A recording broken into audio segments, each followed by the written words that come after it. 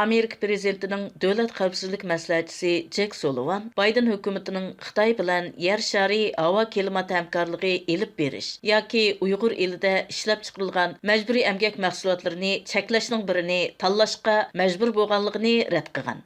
Reuters agentligining xabar qilishicha, Jek Sullivan 26 oktyabr muxbirlarga Amerikaning o'z quyosh energiyasiga ega bo'la oladiganligi, shunaqla kishilik huquqni davomli qo'g'daydiganligini bildirgan. The president fundamentally believes that we can both take a strong stand against forced labor, against slave labor anywhere it occurs, including in Xinjiang, and at the same time cultivate and develop a robust, resilient, and effective solar supply chain. There is no reason that the United States or any other country should be forced to choose between these two issues. There's nothing structural, when you think about the fundamentals about why that should be the case. And so the president is determined to produce an outcome in which we can both get the solar deployment we need and we can stand up unapologetically and unequivocally.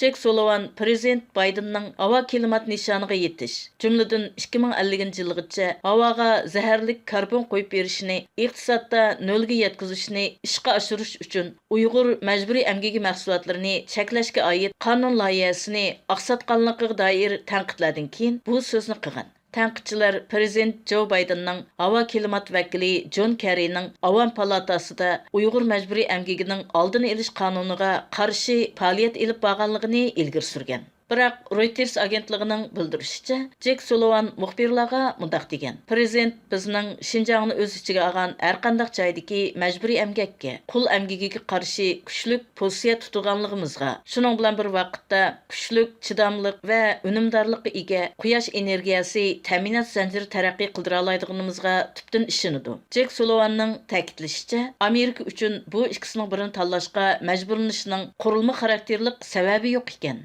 Reutersning xabarida yana Amerika Xalqaro diniy erkinlik komitetining ma'mur raisi Nuri Turkelning agar Washington kishilik huquqni tanqid qilishini yumshatsa, Beijing klimatda texnik ko'p hamkorlashadi deyishni cho'lt qarashtab tanqidlaganligi ta'kidlangan. Xabarda aytilishicha, Nuri Turkel har qanday shirkat yoki hukumat arzon baholiq iste'mol mahsulotlarini va zamonaviy qullar ishlab chiqargan quyosh energiya taxtasini energiya tejaydi deb navbatda davomlashayotgan Uyg'ur qirg'inchiligiga va ojiz diniy ham etnik aholilarning qul qilinishiga ko'z yumasligi kerak degan.